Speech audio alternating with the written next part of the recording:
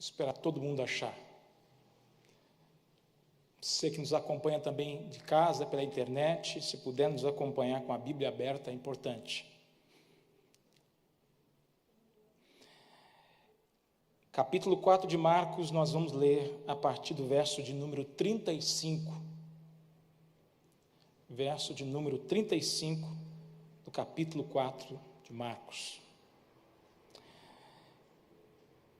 Naquele dia, sendo já tarde, disse-lhes Jesus: passemos para outra margem.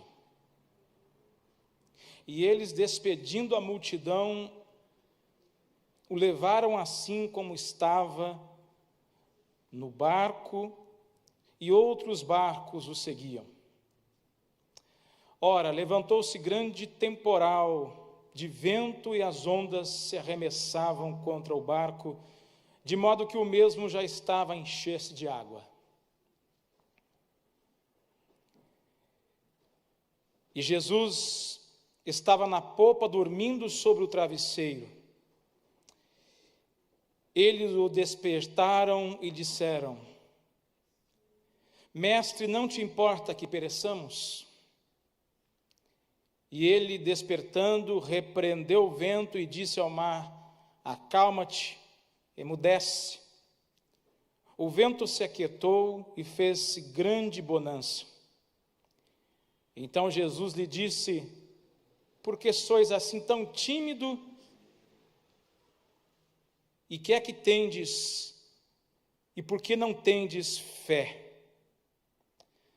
O verso 41, e eles, possuídos de grande temor, diziam uns aos outros: quem é este que até o vento e o mar lhe obedecem?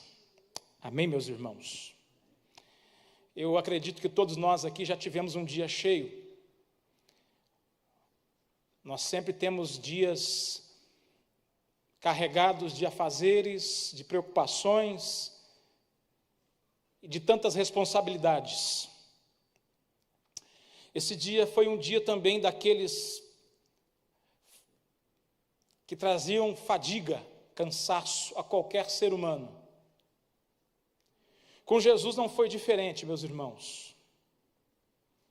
O verso 35 diz que naquele dia, que dia foi esse?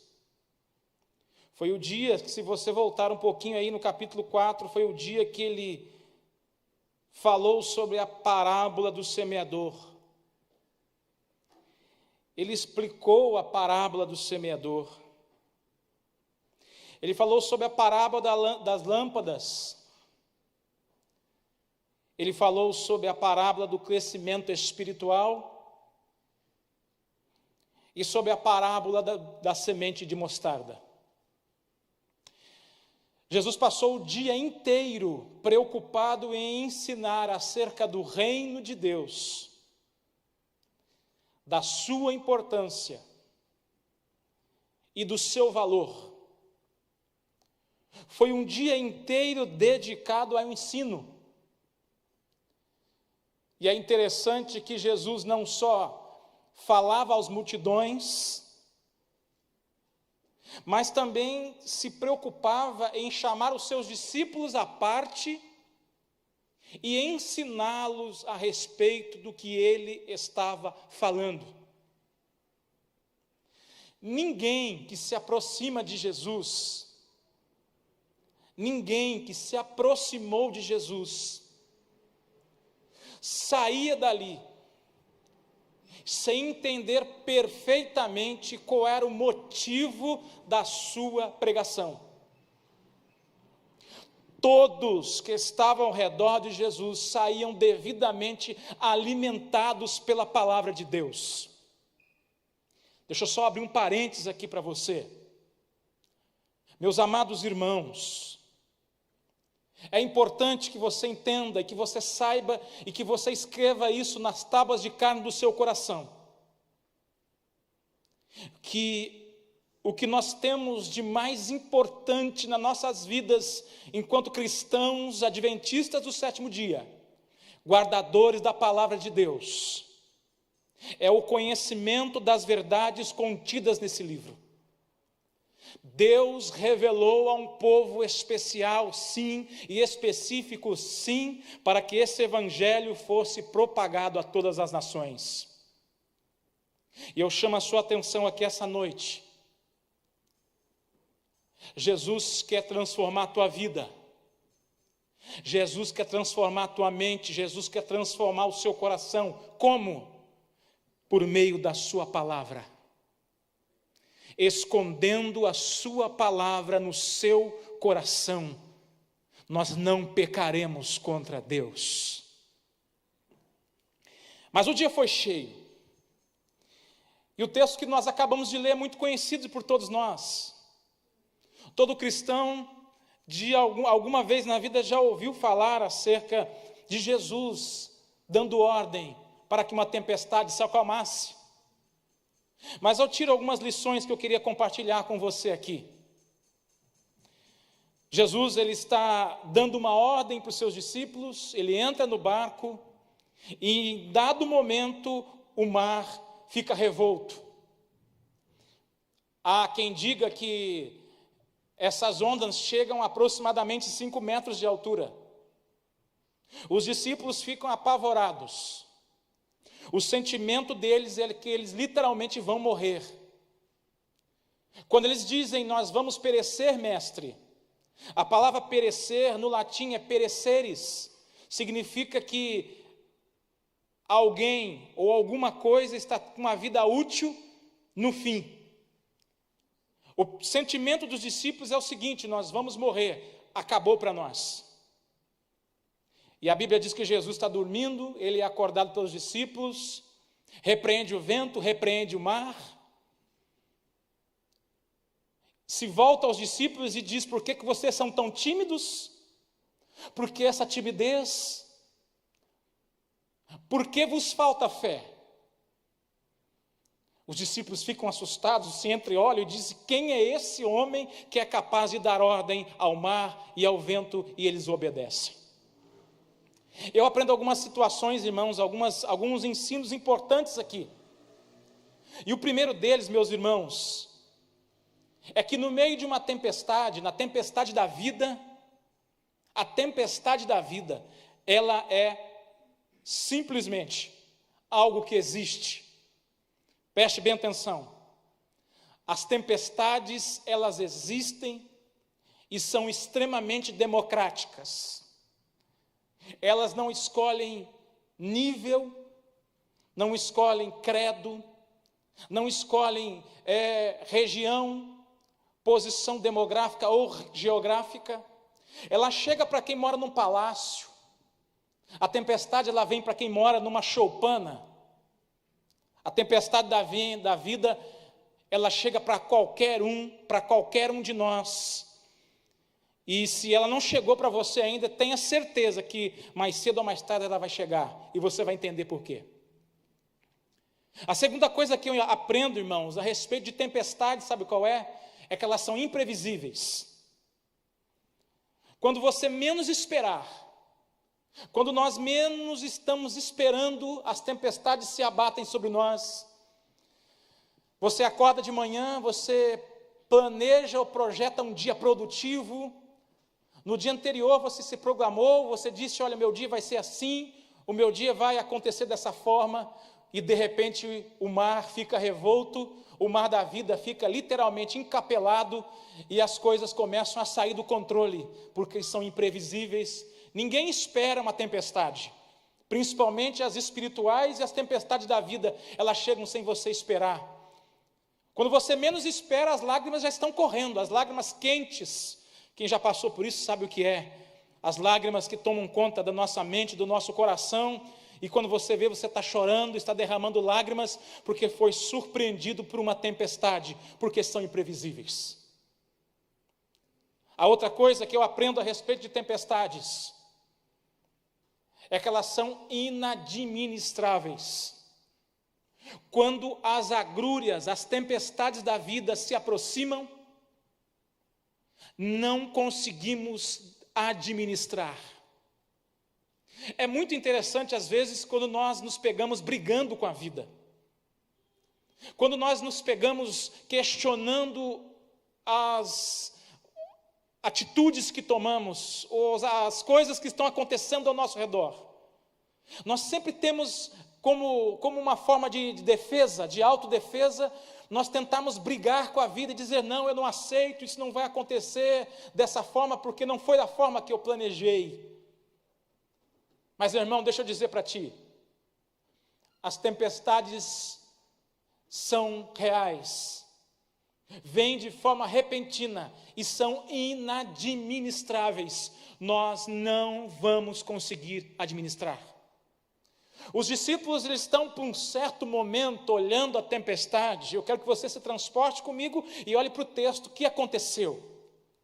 Eles receberam uma ordem de Jesus, colocaram Jesus no barco, e é interessante que Jesus estava dentro do barco, deitado em um travesseiro, dormindo, está tudo muito bem, está tudo muito tranquilo. De repente o mar fica revolto, e por um momento eles imaginam: nós podemos administrar isso sem ter que falar com o mestre. Eles tiveram que aprender da pior forma possível que tempestades, lutas terríveis, um casamento que está sendo destruído, um emprego que até então era tudo de bom e você perde, um familiar que foi internado, um familiar que se foi, a morte repentina de alguém. É uma tempestade inadministrável, você não pode fazer muita coisa. Só que tem uma coisa muito interessante aqui, que além da tempestade ser repentina, inadministrável, real para todos nós, ela é pedagógica. Toda tempestade, irmão, eu vou dizer isso em nome de Jesus, ela não vem para te matar, ela vem ensinar para você alguma coisa. Ela vem dizer para você que você precisa parar de confiar na força do teu braço. Ela vem dizer para nós que nós estamos limitados a quê? À vontade única e exclusiva de Deus. A tempestade, ela veio para dizer para nós que nós não vamos ser destruídos, que nós não vamos morrer. Isso não vai acabar com a sua vida, pelo contrário. Veio ensinar para você que Deus está no controle de tudo e que Jesus está com você dentro dessa tempestade.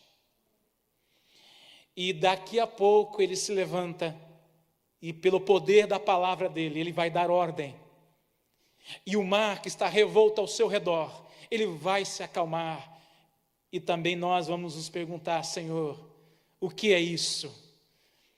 E nós vamos entender que foi pelo poder de Deus, para a glória de Deus. Dentre todas as coisas que nós falamos até aqui, esse mar revolto da vida, essa tempestade que se levanta contra os discípulos de Jesus, 3 perguntas, o texto... 3 perguntas os discípulos de Jesus se fazem uns aos outros. No verso de número 38, os discípulos de Jesus fazem uma pergunta: Mestre, não te importa que pereçamos? Mestre, o Senhor não está preocupado porque nós vamos morrer? Meu irmão, sabe o que essa pergunta é? É a pergunta do desespero. É a pergunta de quem não encontra e não vê mais solução. Sabe por quê? Porque é muito fácil para nós olharmos, por exemplo, para a história de Jonas. Quem conhece a história de Jonas aqui, por gentileza, dá um sinalzinho aí. Glória a Deus. É muito fácil, Murilo, nós olharmos para Jonas e ver que Deus mandou uma tempestade atrás de Jonas, para despertar o coração do crente lá, para ele fazer a vontade de Deus. Mas Jonas, na verdade, estava desobedecendo a Deus. E quando nós estamos em desobediência, algo da parte de Deus acontecer contrária, né? Uma tempestade é até normal. Mas quando nós estamos com Jesus, nós estamos com Deus e a tempestade se levanta, o porquê disso? Eu queria ilustrar para você aqui, por exemplo, você deve conhecer a história da morte de Lázaro. Capítulo 11 de João. A Bíblia vai dizer que Lázaro está doente. Adoeceu Lázaro. Escute isso. A família que era muito próxima de Jesus, a ponto de Jesus dizer que Lázaro é aquele que ele tanto amava, o amigo. Aí a Bíblia diz que mensageiros são enviados até Jesus para dizer que Lázaro está doente. Quando o mensageiro está a caminho, a Bíblia diz, a história conta, que era um dia de viagem para chegar até onde Jesus estava. Quando ele chega até Jesus, depois de viajar um dia inteiro, ele diz, olha, Lázaro, aquele que você ama está doente. Aí Jesus diz o quê? Vai lá e diz para Lázaro, diz para Marta, diz para Maria, que essa doença não é para a morte. Só que a história conta, e a Bíblia diz que quando eles saem, Lázaro morre naquele dia. Quando eles retornam, Lázaro já está morto há 2 dias. E Jesus ainda demora mais 2 para chegar até Betânia. É interessante, irmãos, eu quero traçar um paralelo aqui, que eu quero que você entenda uma coisa.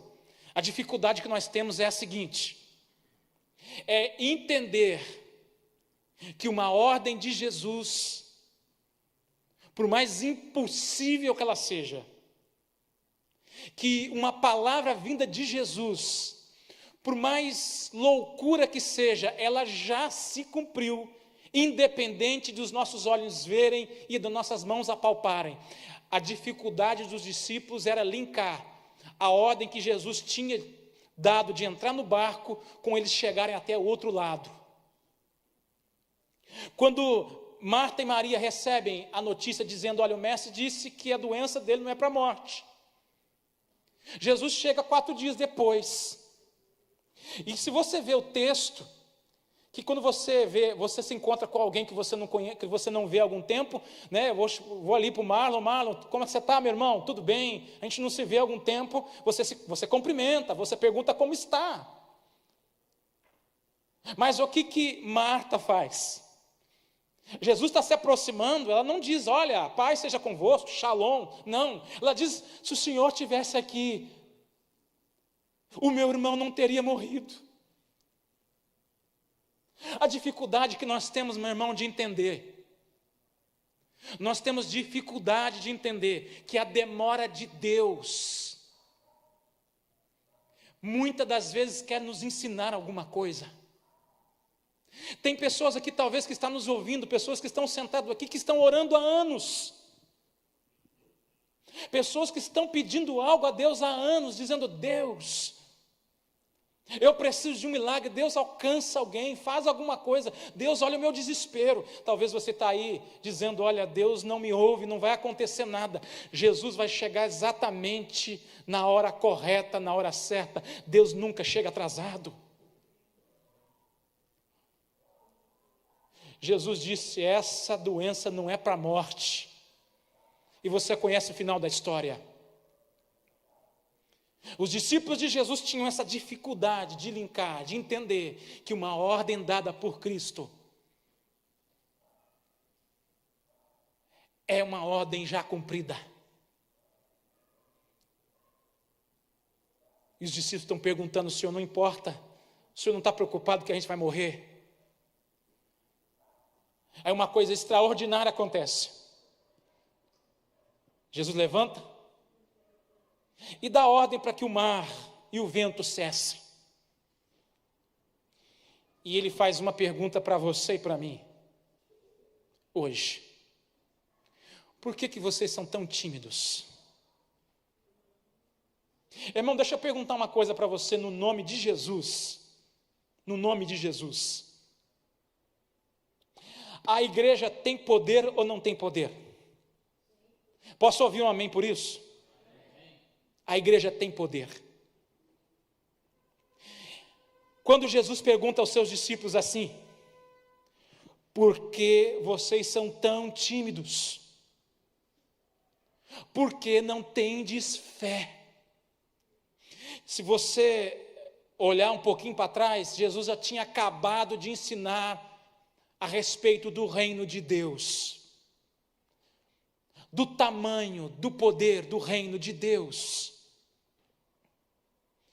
Irmãos, nós não estamos aqui hoje em uma reunião formal, eu não estou. Eu estava vindo pelo caminho ouvindo uma música assim muito espiritual, eu sou chorão, eu derramei lágrimas, porque eu tinha certeza de que eu viria adorar um Deus vivo. Eu tinha certeza que eu ia entrar aqui, e pessoas que iam chegar e entrar na nave da igreja, pessoas que iam nos ouvir, porque a palavra tem essa prerrogativa, tem esse poder. A palavra de Deus tem o poder de alcançar pessoas. A palavra de Deus tem o poder de alcançar quem está no fundo do poço. Jesus está dizendo aos seus discípulos: por que vocês são tão tímidos? Irmão, deixa eu dizer uma coisa para você, em nome de Jesus, tome posse da palavra do Senhor, porque essa palavra tem poder para fazer coisas sobrenaturais. Eu não vim para falar isso aqui hoje, mas o apóstolo Paulo, ele disse uma palavra muito pertinente: aquilo que recebi também vos ensinei. Eu só posso falar aquilo que eu tenho. Mas eu cheguei aqui nessa igreja, sentado ainda onde vocês estão, ou você que está em casa aí, nos ouvindo, eu também já fiquei muito aí.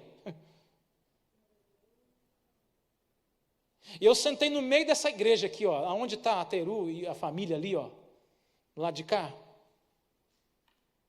E eu cheguei aqui desesperado, perdido, olho perdido. E agora? O que vai ser da vida? Essa igreja aqui me abraçou. O poder do Espírito Santo que faz isso, capaz de transformar vidas, por um simples olhar, um aperto de mão e dizer: Deus te abençoe. Não vou me ater muito nesse detalhe, mas já fazem 6 anos que isso aconteceu, já vai fazer 6 anos. 6 anos que eu me batizei, 6 anos que eu entreguei a minha vida para Jesus aqui. 6 anos.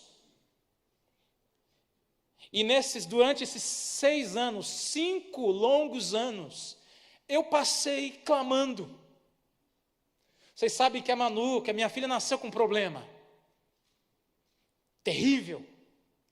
Foram anos terríveis, de incertezas. Ser paciente de um hospital de referência para câncer infantil não deixa nenhum pai tranquilo. O ambiente era terrível. Com todo respeito, terrível no sentido de pesado.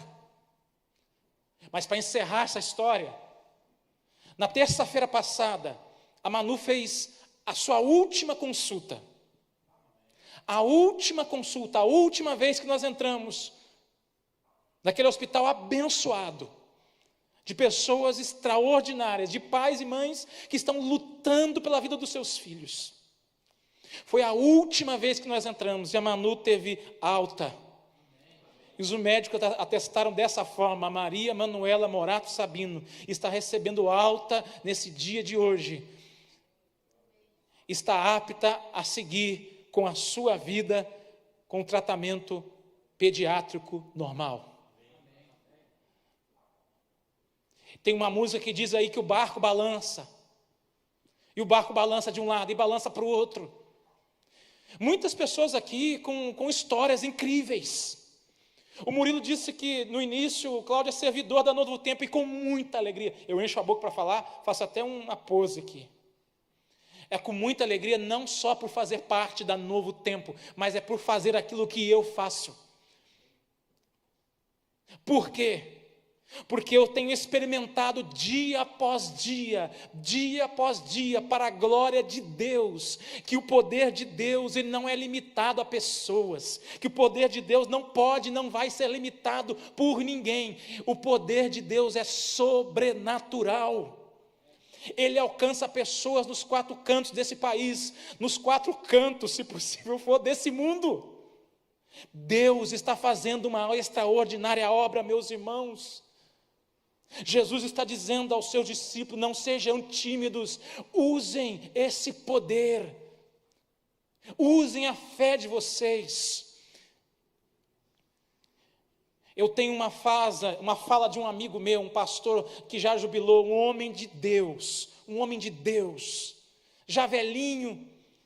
E eu me lembro que a igreja ela vive uma dualidade, né? A gente vive 2 opostos. De um lado, a igreja que eu falo, não a igreja adventista, estou falando o evangelho de forma geral, no mundo. De um lado, se prega um Deus que cura, que dá, que abençoa, que dá casa, enfim, esse evangelho barato que você vê por aí.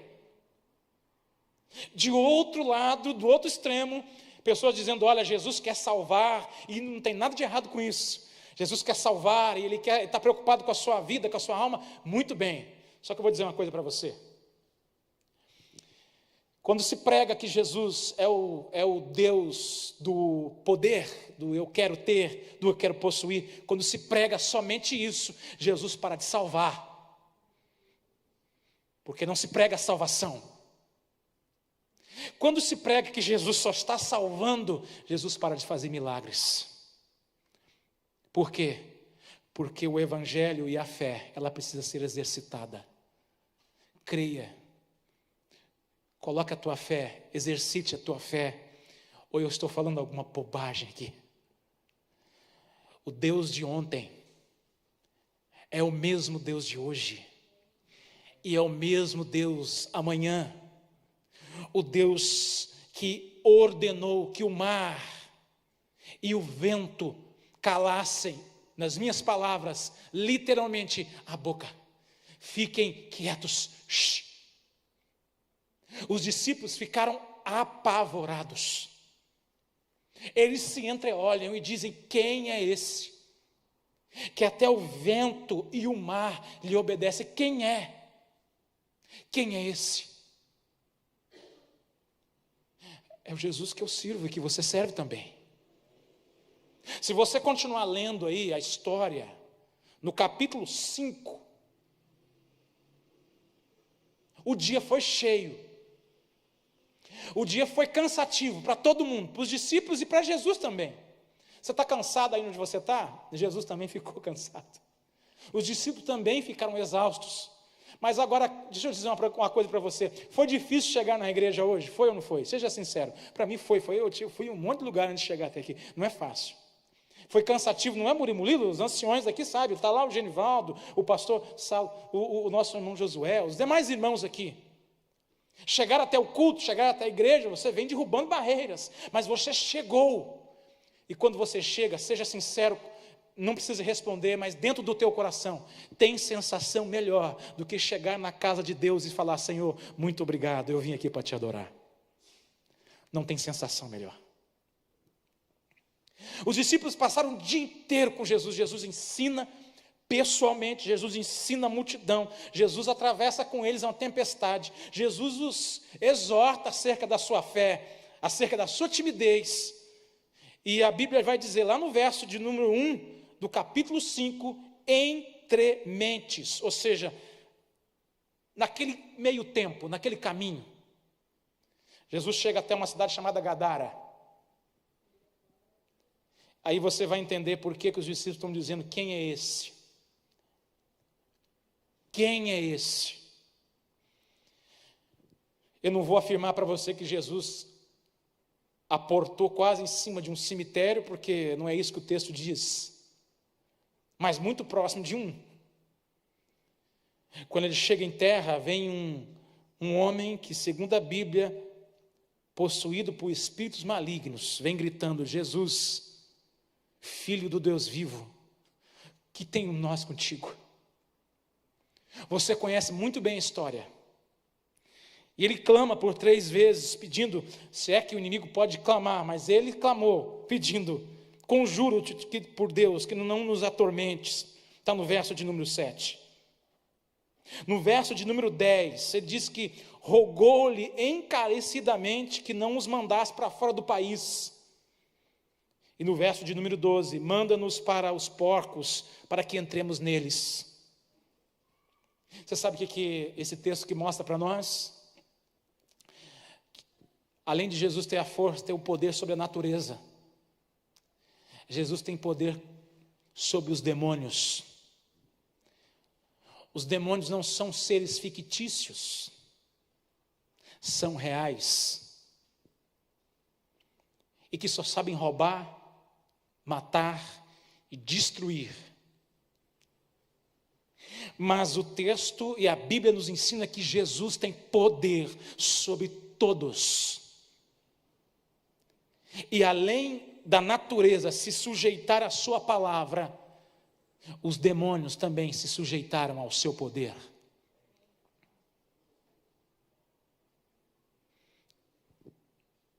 Se você quiser continuar lendo o texto todo aí, você vai aprender comigo e vai aprender com a palavra de Deus também, que Jesus logo em seguida,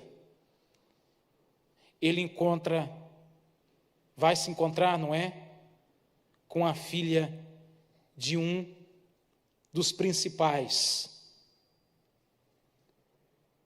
E Jesus demonstra que tem os principais da sinagoga, né? E Jesus demonstra que tem poder sobre a morte. Jairo se prostra pedindo socorro. A multidão está ali, abraçando Jesus, impedindo dele de continuar o seu caminho. Uma mulher de fluxo de sangue interrompe a sua caminhada. Jesus dá atenção a ela, cura aquela mulher e vai em direção à casa de Jairo. Você já conhece a história.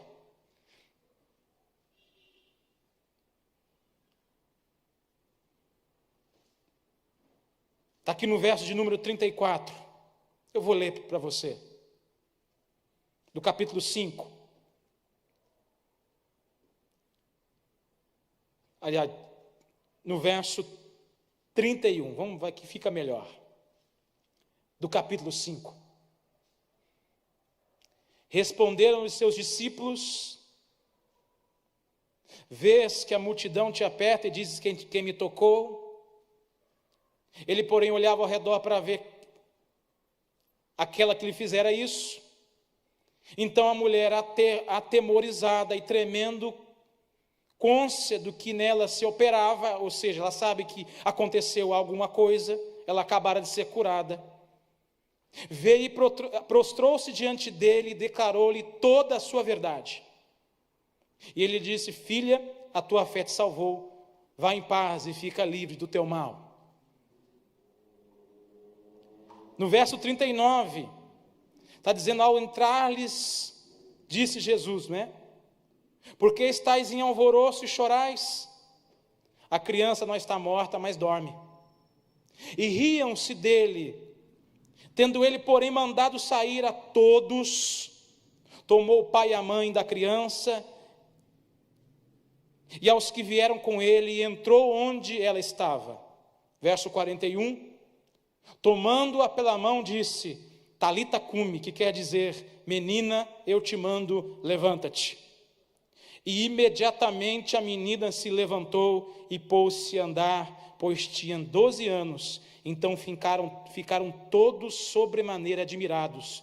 Mas Jesus ordenou-lhes expressamente que a ninguém soubesse e mandou que dessem de comer à menina. Jesus tem poder agora sobre a morte. Irmão, por que você diz tudo isso aí? Nós estamos chegando ao tempo do fim. Amém ou não? Falta só um cadinho, como diz lá na minha terra. E graças a Deus nós servimos ao Deus que tem poder sobre tudo. Tudo. sobre o céu, sobre o mar e tudo aquilo que nele há. Jesus tem todo o poder. Você crê que Ele está aqui hoje? Você acredita que Jesus está aqui? Você veio no carro, Ele veio com você? E que você está sentado aí, Ele está aqui entre nós? Ele está aqui. Nós vamos viver tempos difíceis daqui para frente. Vou pedir uma coisa para você, não fica bravo comigo. Se você ficar bravo comigo, é sinal que o Murilo não vai me chamar mais para pregar. Eu posso ver a sua Bíblia. Não se constranja, não precisa me mostrar, só fica com ela aí. Eu vou te dar um conselho de amigo e de irmão. De amigo e de irmão. Se agarre à palavra de Deus. Não, eu vou repetir. Se agarre à Bíblia. E eu vou falar uma coisa polêmica para Chuchu. Ainda bem que eu não sou pastor. Porque se é pastor, a coisa fica difícil para o pastor. Aí o irmão da igreja sai mais livre. Você não precisa do seu smartphone. Você precisa da Bíblia. Está contida nesse livro a vida e a morte. Os nossos jovens, os jovens da nossa igreja, estão correndo perigo. Por quê? Porque estão deixando a Bíblia de lado. A Bíblia, a palavra de Deus, a Bíblia. Nós precisamos voltar para a Bíblia. A preocupação de Jesus sempre foi dizer: cuidem de que a palavra de Deus seja o princípio e o fim de tudo em vocês. Voltem-se para a Bíblia. Voltem-se para a palavra de Deus, Igreja Adventista do Sétimo Dia. Irmãos, em nome de Jesus. Eu vou replicar uma fala que não é minha aqui. De um pastor nosso, um doutor. Um homem que tem uma habilidade incrível com a palavra, uma coisa impressionante. Eu não vou citar o nome porque eu não quero também. Mas ele disse que ficou chocado. Em uma das mensagens que ele foi pregar recentemente, quando ele pediu para a igreja abrir a Bíblia, mais da metade da igreja não tinha a Bíblia. Por que você está dizendo isso, irmão? É controverso? É. Não estou censurando você, por favor, entenda o que eu estou falando. Não estou censurando ninguém, não é essa a minha intenção. Mas nós precisamos voltar para a Bíblia. Carregar as palavras de Deus debaixo dos nossos braços, nos ombros, nas mãos. Nós precisamos voltar, Josué, a ser conhecidos e reconhecidos como o povo da Bíblia. Os portadores da verdade de Deus.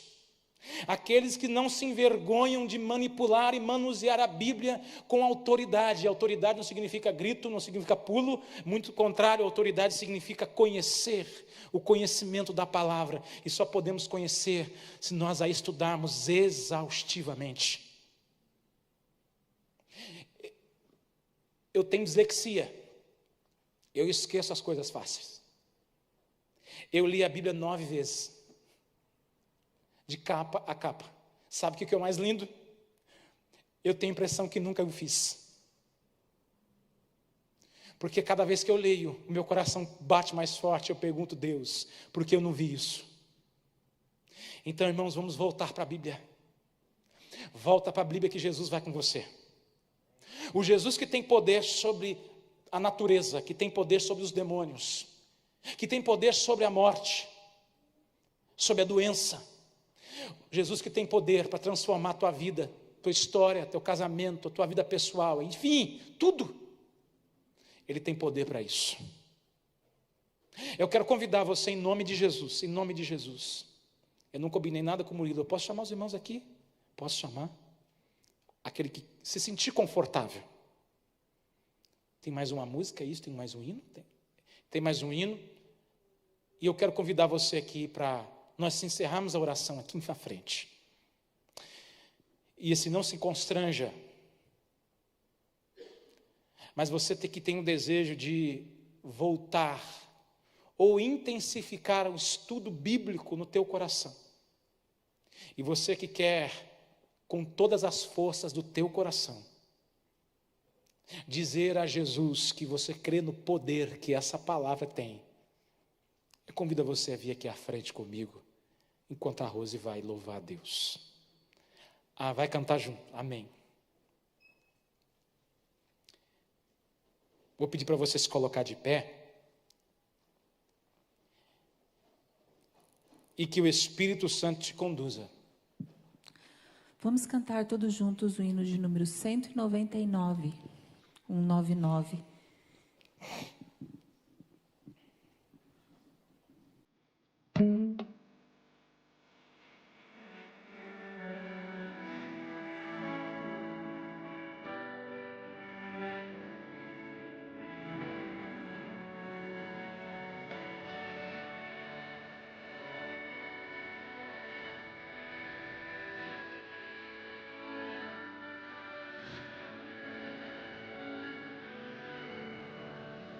Pode vir, meus irmãos.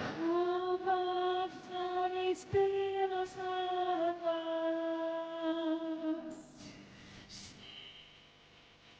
contigo, avançares pelas águas, serei contigo.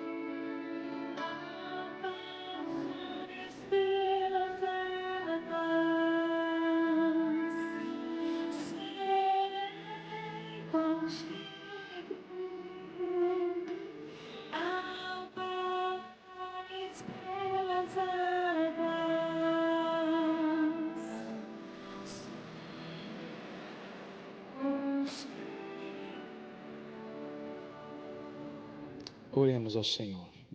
Maravilhoso Deus e Pai que estás nos céus, bendito e louvado seja o teu nome, Senhor. Estamos agradecidos porque o melhor lugar do mundo é aqui, é a tua casa, é na tua presença, louvando e engrandecendo o teu santo nome. Sabemos, meu Pai, que as tempestades da vida têm por muito nos assolado, por muito têm tirado, têm roubado a nossa fé. tem trabalhado, Senhor, para que nós possamos perder a nossa identidade.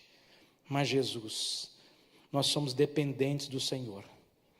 Nós somos inteiramente dependentes do Teu Santo Espírito. Que essa noite, meu Deus, de alguma forma, nós sejamos tocados, Senhor, pelo sobre-humano, por aquilo que excede o nosso entendimento. Que possamos colocar nas nossas mentes e corações a certeza de que servimos o Deus vivo e que o Deus vivo está no meio de nós. Que possamos retornar para os nossos lares, Senhor, com a certeza de que grandes coisas o Senhor fez, grandes coisas o Senhor há de fazer por cada um de nós.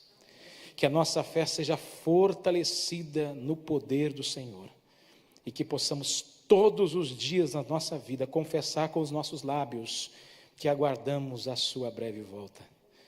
Sendo assim, Jesus, muito obrigado. Abençoe os nossos irmãos que estão longe, que não puderam estar aqui, os irmãos que nos ouvem pela internet, o pastor dessa igreja, os líderes, Senhor, que o Senhor promova um avivamento interno em nossos corações, que o Senhor promova um avivamento, Senhor, espiritual dentro de cada um, de forma individual, para que a sua igreja te glorifique em espírito e em verdade. Estamos agradecidos. Encerramos essa noite, esse culto de louvor e adoração ao Teu nome, em nome de Jesus Cristo, nosso Senhor. Amém e amém. Irmão, só um minutinho, estamos encerrando. Quero dizer, Cláudio, para você que o seu entusiasmo mexe conosco, não é verdade, irmãos? Eu tenho certeza que Deus foi louvado nessa noite com a sua mensagem. Quando você estava falando aqui do maior milagre de Jesus, que foi a ressurreição de Lázaro, né? Ressuscitar Lázaro, a irmã Ellen White fala que Jesus não veio imediatamente, vocês sabem por quê? Para que Deus fosse glorificado. E Deus foi glorificado, e Deus foi louvado nessa noite com a sua mensagem. Muito obrigado, irmãos, e que Deus te acompanhe até o seu lar, que o teu anjo seja a tua companhia. E esteja conosco aqui no próximo sábado.